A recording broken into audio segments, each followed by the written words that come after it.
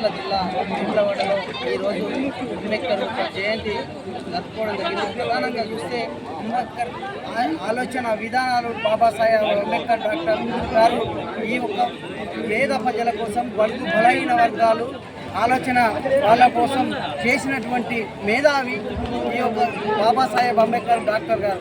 ప్రధానంగా చూస్తే వేములవాడ ప్రాంతంలో గతంలో కూడా మేము చెప్పడం జరిగింది, ఎస్సీలు ఎస్టీల మైనార్టీ కులాలకు చెందినటువంటి జాగాలను బ్లాక్ లిస్టులో పెట్టి ఈ యొక్క ప్రాంతంలో ఆ జాగాలకు ఇబ్బంది జరుగుతూ ఉంది, రైతులు సాగు చేసుకుంటున్న జాగాలను బ్లాక్లో పెట్టడం జరిగిందని చెప్పడం జరిగింది. కానీ దాని మీద ఇప్పటి వరకు ఎలాంటి స్పందన లేదు.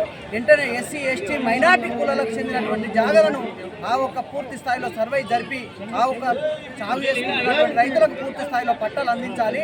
అదేవిధంగా చూస్తే ఇటు పోటీ చేసుకున్నటువంటి జాగాలు వేములవాడ నియోజకవర్గ స్థాయిలో ఆ ఒక్క రైతులు సాగు చేసుకుంటున్న జాగాలకు పట్టాలు ఇచ్చి ఆ పోటీ జాగాల మీద పెట్టినటువంటి కేసులు ఎత్తివేయాలని కూడా గతంలో చెప్పినాం.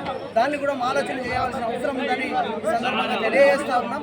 ప్రధానంగా ఇలా ఇళ్ల స్థలాల కోసం కానీ ఇళ్ల కోసం కానీ డబుల్ బెడ్రూమ్ల కోసం కూడా ఆలోచన చేయవలసిన అవసరం ఉందని ఈ సందర్భంగా తెలియజేసి, ప్రధానంగా చూస్తే ఈ పల్లగుట్ట నాంపల్లి పల్లగుట్టలో రైతులకు ఇచ్చినటువంటి జాగాలను లాక్కోవడం జరిగింది. వెంటనే తక్షణమే దాని మీద సర్వే ఏర్పాటు చేయాలి.